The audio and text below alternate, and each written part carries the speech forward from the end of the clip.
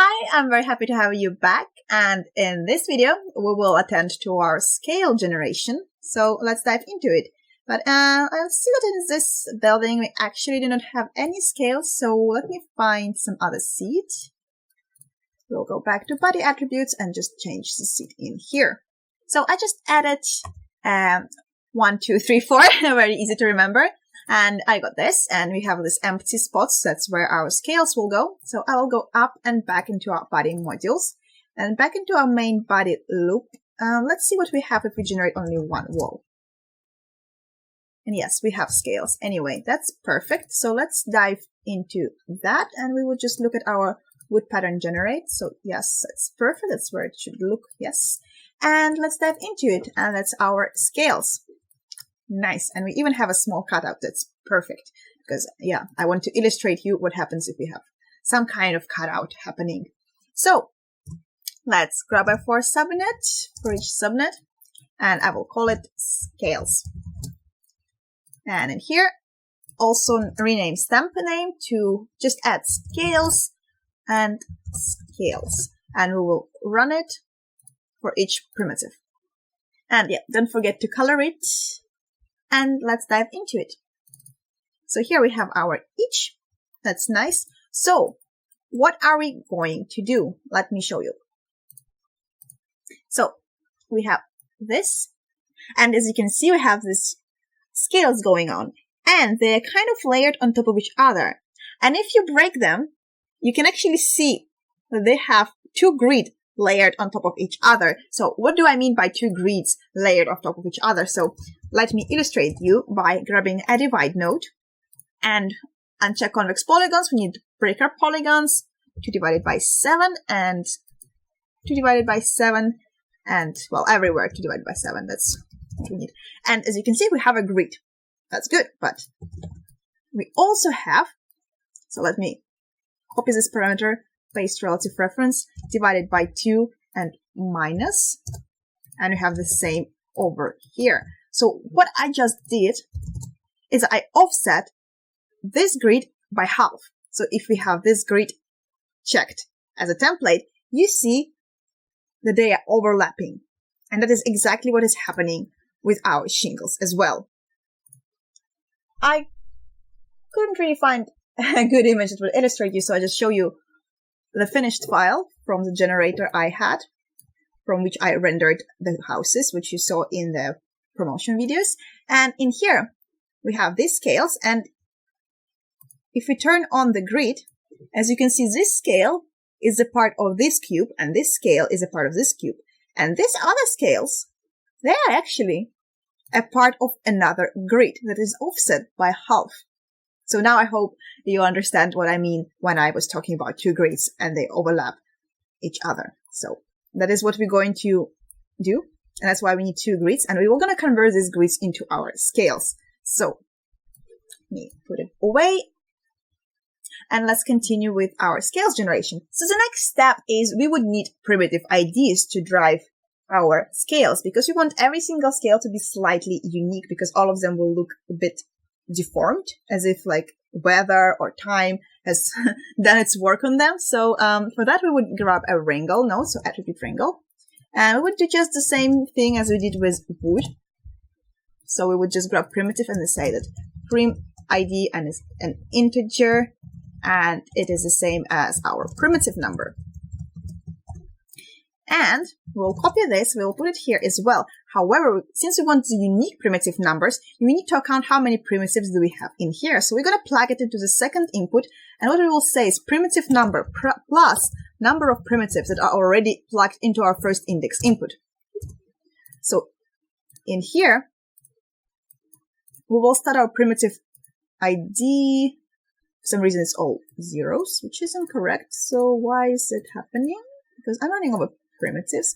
I have primitive number. Oh, double equals. That's not what we want. So fix that. So now, yeah, as you can see, our primitive ID goes from 0 to 27. So this one will start from 27.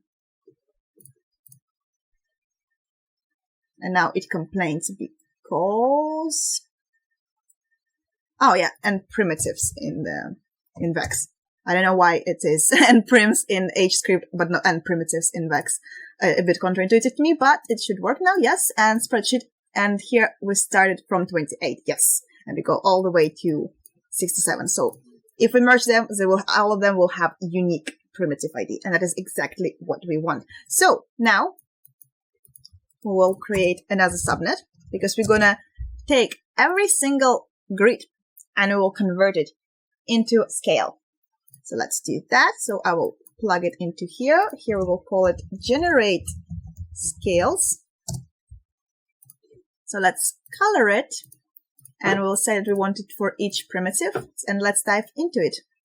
And now it does something. Oh yeah, because we haven't renamed it. So let's rename it scales pattern. Let's name it like that. Truly doesn't matter. Scales pattern. So now it should work correctly. Now it doesn't want to update. So let's go all the way up so it re-updates. And yeah, so now it's fine. So if we go inside, we see that we have this tiny, tiny piece. However, if you look closely, and I will show you, I'll just grab a null and let's look at the, okay, it doesn't work like that. Let's do it again. I want only to see one. Yes, thank you. You see that it is not a full size of our grid tile. So if we take this and we will work relative to this size, our scale will be misformed.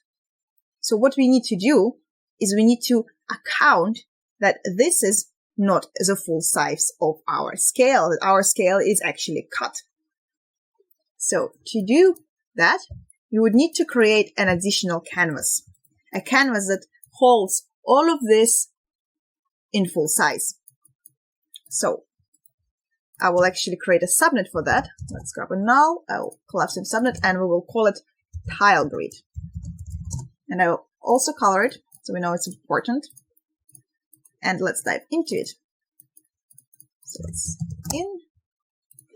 So in here, so technically we don't need the in.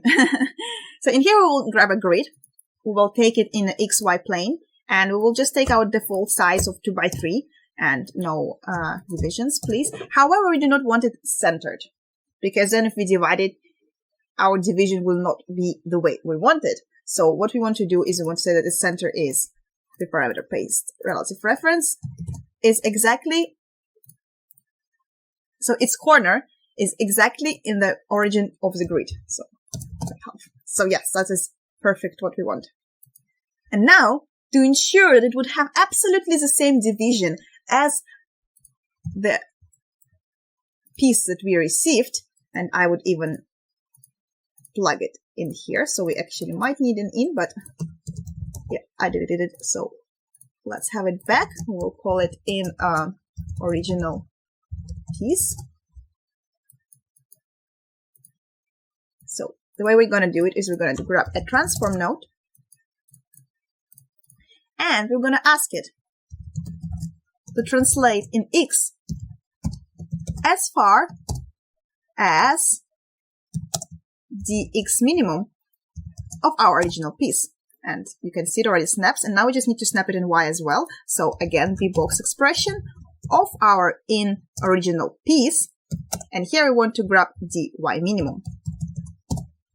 And that is exactly what we want, because now if we divide it, we have absolutely the same divisions as our piece. So let's grab a divide. I will actually copy the divide from here and paste it in here. So now let's compare. So we have our tile grid and we have our divide. And as you can see, they are aligned perfectly. And we have all these pieces in its full size. And that is exactly what we want. And you're going to see in a second why. So let's plug our tile grid into our subnet and let's dive back into it. So in here,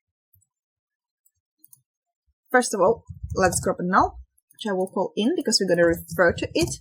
And the first thing we want to do is we want to identify, so let me grab a group node, from all of our tile grid canvas, where is our stencil tile? That is how I'm going to call it, because right now we need to identify where this one is in this canvas. And it is easily done. So what we want to do is we want, first of all, call it stencil tile. And in here as well, stencil tile. And I will use the bounding box for that. So enable bounding box, yes. And we know that its size is 2 by 7. So I'm going to do that, 2 by 7 and 2 by 7. And center is also very easy because we have our in.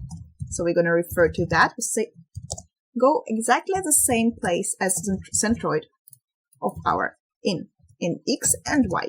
So that is our tile. However, it might not grab it because right now, if you look, we actually have 0 primitives in stencil tile, though we kind of actually, it is in the bounding box, but you just need to say include type and entities not wholly contained. So that might fix that. So now we have actually 4, which it's pretty bad because it also accounts these ones that are close to it. So uncheck that, but that's not what we want.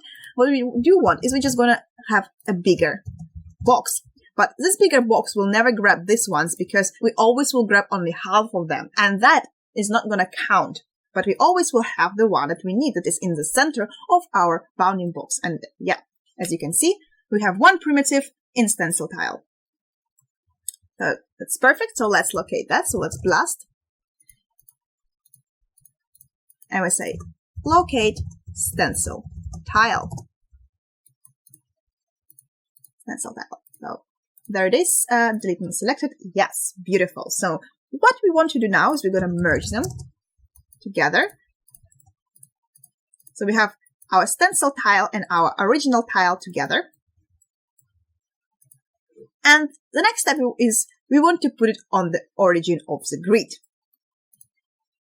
And there are multiple ways to do it, but I'm going to show you one way.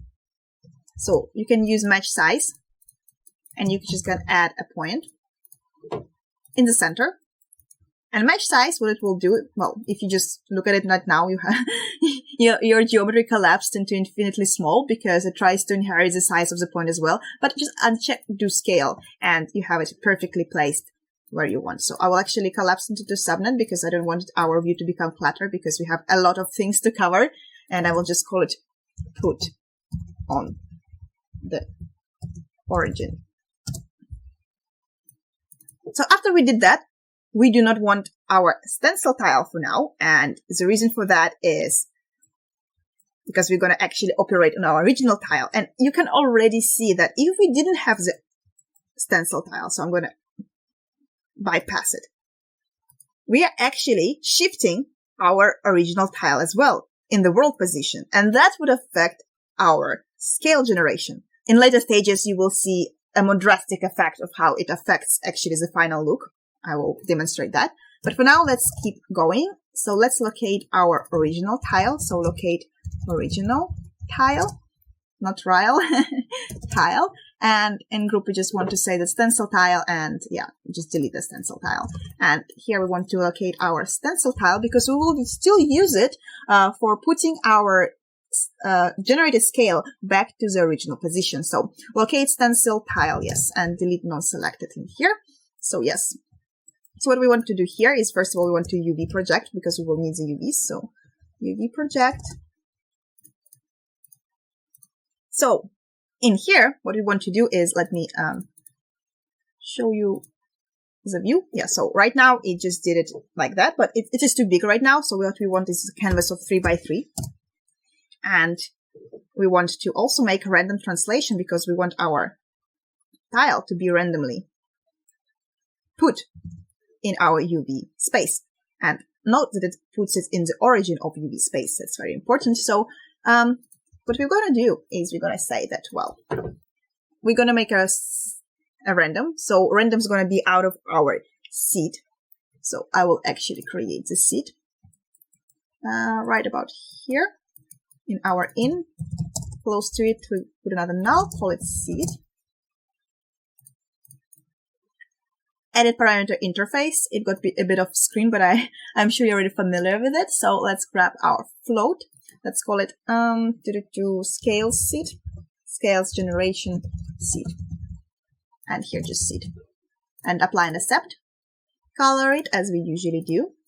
And in here we just want to put the stamp. So a stamp of up for value and scales pattern, I think we called it. I will have to double check that. So I will go up, scales pattern. Yes, I think it's the one, but just to be sure, I'll copy and paste it here. Yeah, it was the same. So yeah, that's perfect. So we can copy that and put it in our translate. And in here, we want just to put a random of that.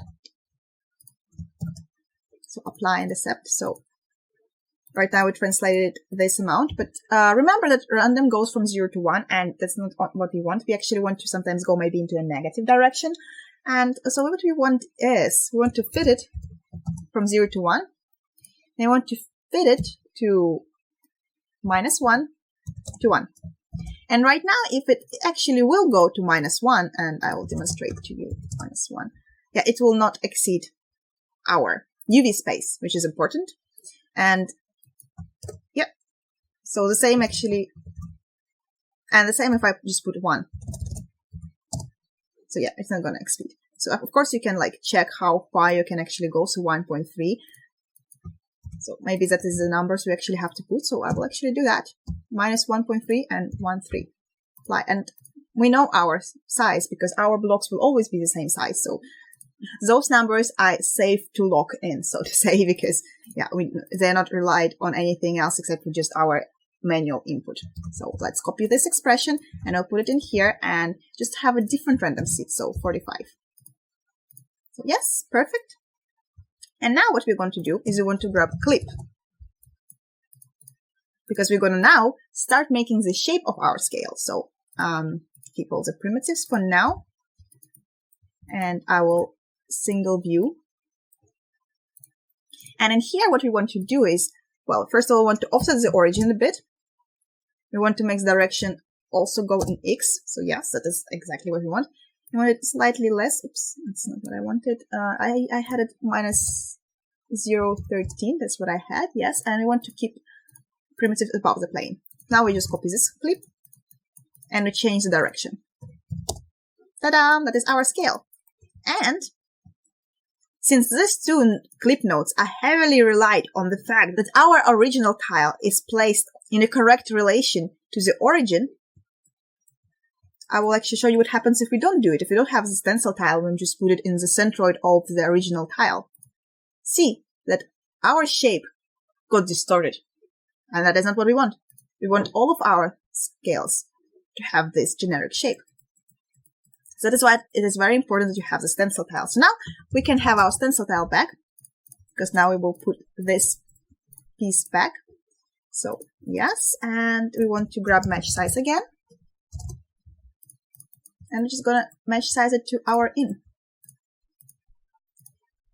And actually not the in. Actually, it's the locate stencil tile. Yes, yes. And we don't want the scale. So yeah, we put it back where it was. So now we can just delete the stencil because we do not need it anymore. So delete stencil. So stencil tile. So yeah. So now we have only the scale. And I actually want to show you the drastic impact that would happen if we do not use the stencil tile. So I'm actually going to go up and you will see all of our scales nicely generated. And as you can see now, they all look the same. And even this one, just you can see that it just was cut through for the window. But if we do not have our stencil tile, well, let's make this merge, drive the mesh size, so they put back. As you can see, these ones, they do not look the same as these ones anymore. And you can kind of see the kind of, like the cuts were offset. And I do not find it nice. I personally do not find it nice, so I would like to avoid it. And that is why I made these stencils. And you can think of those stencils as a factory, which kind of takes every single piece and it compares it to the stencil it has. And then just puts it back on the same place where those stencils are. So just, yeah, think about it as a factory. I think that's a good approach. So, yeah, we're not done yet. So let's go back to our scales. So what we want to do here is we want to resample. Because now we're going to deform them. So I'm going to resample this And yeah, resample by polygon edge because we want to preserve our shape. And now what we want to do is we actually want to color it, and we actually have to color it before stencils because our color is going to drive its deformation. So color node, yes. And we want to only have the red one because this red color will actually hold information about the bounding box in Y. So BBY, from 0 to 1, we want to fit it. We want to invert it. So when we go from 1 to 0. So, and it doesn't work in color node. So, okay, let's grab a point. So let's do it again. Let's delete this color, grab this point and add color. And let me think. Yeah, now it works. So yeah, sorry if it wasn't working in the color, but it works in the point. And as you can see, whenever we have the highest points, we do not have any color in red. But the further down we go, the more red we have. And that is exactly what we want. So yeah, we sample. That's all good and nice. So now we want to sort it. And we also want the normals. So add, facet node. Yes. And we want to post compute the normals. And in sort, we want to sort by vertex order because we're going to use a very similar trick we used before with our woods because we also want the cracks. So, wrangle, and we will call it normals. And again, very similar to what we did before, but I want to actually try something a bit different this time. This time, we're actually going to calculate a real bisectress. So, let's grab the total amount of points. So, in points, total points. We want to grab the neighbor. So, point number plus 1 is modular of total.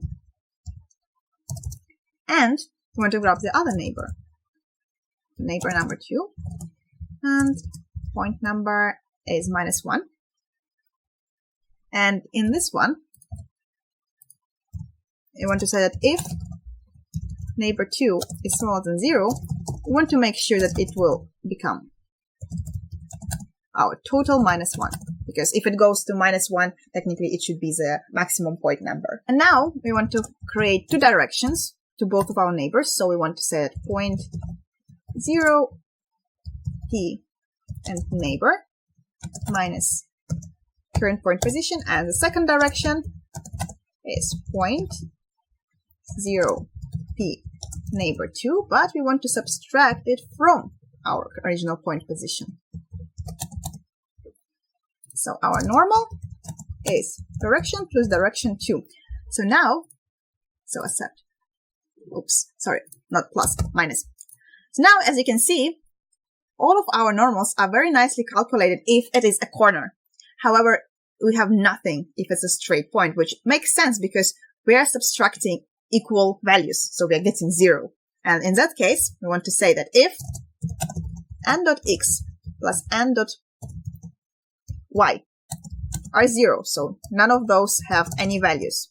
We want to say that normal is a cross of the first direction and, well, we need to grab that normal. So, well, technically we always know what it is. The old normal that we generated in facet is always going to point in z. So that's what we want. So we want to say that cross of direction and vector that goes positive in z-axis. So apply and accept.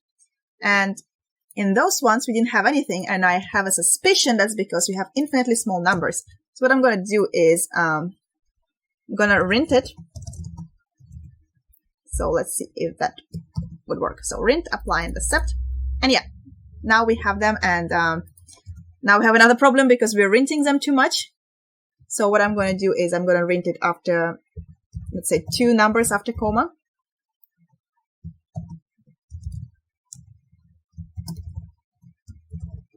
So apply and accept. And yes, now we have everything nicely set up for our cracks, which, by the way, we're going to take from our wood. So I will call it normals. So let's go up. So yeah, all of our pieces are nicely set up. And this one actually points in a different direction, which I guess it makes sense because it has an inverted angle. So, okay, I'm not going to stress about that one yet. We'll see how it behaves. So yeah, we go back to our wood, and yeah, we have lots of stuff in the wood, and you just want to grab the cracks, please. So yeah, just the workshop, please. Yeah, this one, beautiful. So let's go up and up and up again, and into scales, and yeah, generate scales, and in here we just put out this cracks. And it complains because, yeah, we don't have deform points, but we don't need them anymore. And in here, what we want to say is we want to plug it into our red channel. So in here, what we want to add is we want to bind, want to bring in our color. It's a vector, so we need to vector to float because we only need one value. So vector, vector, vector to float, yes. And we want just the red channel, and we will power it by 2, and we'll multiply it. So we have this multiply, and I'm gonna grab another multiply. So we have it in stages. I'm gonna multiply it with this in here. So what we have in else, okay, we do not need this. So after we have our multiply, we actually want to have our float to vector so we can control what is actually happening. So we have this float to vector, and here we only connect it to x, yes, because we don't want to touch any others, but we might want to touch a bit the z-axis. So let's have a multiply constant, so they're not just completely flat, but it's just going to be something subtle like 0.1, and just plug it in here. And actually, why do we have a, oh yeah, we have a vector because we have an n, which makes sense. Okay, that's fine with me. But then we can have this if we convert it to float to vector. So yeah, all nice and great. So let's go up, and it still says it. Yeah, because now we have this. So let's just delete these channels, and we want to plug our seed in there. So let's go all the way up. Let's copy this parameter, and now, and we color our cracks as well. Just put it in our offset. And we just say that let's have a random plus some seed, and let's multiply it by, I don't know, 100. Seems good enough. I'll actually copy it, and we will put it in everywhere, just with different seeds. So Alt-E, and in here, we're going to actually divide it here. So apply in a step. So we have random offsets. I will actually increase the amplitude to, let's say 44. I want it more rough. Slightly less attenuation, and yeah, turbulence too is fine. So let's see what we have if we have it everywhere. And it looks like they're having the same seed, which confuses me. Oh no, my bad. They actually have different ones, because if I start deforming, you see that they deform very differently. And I think that we need a bigger exponent of our red channel, because I don't want this to be affected at all. So let me go back, and let's have our power even more. And as you can see, it nicely affects it. So I will lower the amplitude to something reasonable, like 1. And I will make the roughness even more. You can play around with it. I think that's maybe too much. Yeah, I'm making it too much. So let me lower the amplitude. So again, it just has to be subtle. So yeah, all good. So that is our, well, not cracks, but let's call it actually deformation, because that's not cracks anymore. So that's deformation. And now what we want to do is we want to rotate them slightly. So we allow other scales from our other grid to fit nicely. So I will unpin this. And the way we're going to rotate them is by having a pivot. First of all, we need to correct pivot. And that pivot is going to be taken from our mesh size, where we had our stencil still applied. So, and that's again important that we take the centroid of the stencil, not of our original grid. So here is Y, and here is Z. And it's just very slight rotation, -2 degrees. And now final step, we can now poly extrude it. So poly extrude. And in here, just something very small. So 0, 0, 15 I was using. Yes, very nice. So let's go up. Now, as you can see, all of them are nicely deformed and extruded. So now it is time to generate the scales for our second grid. However, as you can see, we have a problem in here because our tile grid and our other grid, second grid, they are not aligned. So we have to account for that. And how are we going to do that? Well, the way I found how to fix it is I'm going to grab a null because I will want another subnet in here. Let's call it expand the tile grid because we are actually going to expand it. First of all, we need more of the grids. So we will take a mirror node and we want to, yes, in direction in X, and we want to take an origin, which will be our bounding box. And again, we want to know the original piece position. So we will grab that. So let's grab that in original piece. And we want to know the in original piece. And we want to know X minimum. So complaints because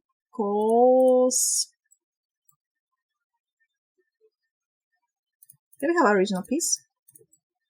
Oh, we don't have anything in here, or what's happening actually?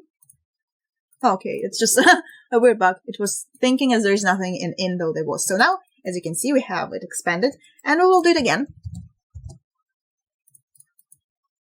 But now we want to expand it in Y, so not in X, in Y. And our origin here is going to be, again, dependent on our original piece. So in original piece and dy minimum. So yeah, we kind of expanded it twice. So it was our original piece. When we mirrored it in X, dependent on our original piece, and then in Y. And we just want to transform it. We want to offset it, just like we offsetted our second grid, which was 2 by 14, because that size of all the size of our blocks are 2 by 7, and 2 by 7 is, 2 by 7 divided by 2 is 2 by 14. So 2 by 14 and 2 by 14. So let's, not 15, 14. So let's check if it works. Let's see. Let's test. So that is our second grid. And yes, as you can see, it perfectly matches. And that's why we wanted to expand it, because once you offset it, it has to be a bit bigger to actually match. So, and here we just copy paste, literally copy paste. So our primitive ID goes here, our expand goes here.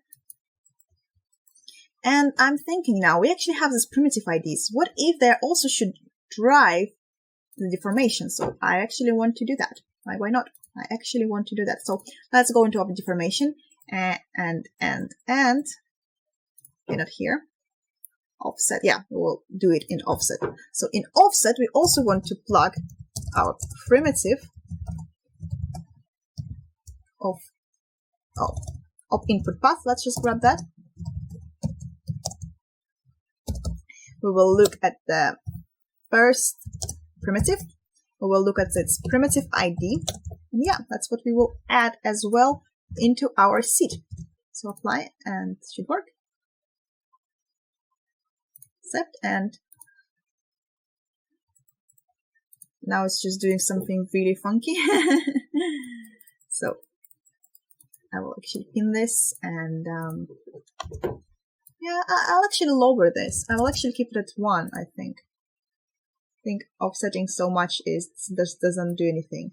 So I will copy this. I will come here, put it here, just different seed, 35, yes.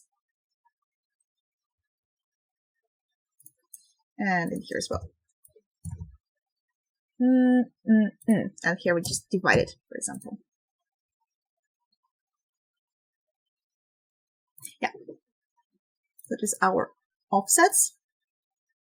I wonder what will happen if I increase the frequency. Well, they start dancing. That's good. If I lower it, so yeah, you can also play around with these frequencies, but I think 2 and 165 is fine. So I'll go up. So here we just generate the scales, and as you can see, they are generated as nicely as others. So as you can see, they also accounting for the fact that they're cut here and that they're cut here. And the next step is very simple. We just want to merge them. So merge them together and let's see. Ta-da! They fit to each other nicely. And you can see that they're slightly different, so we actually can change the seeds here.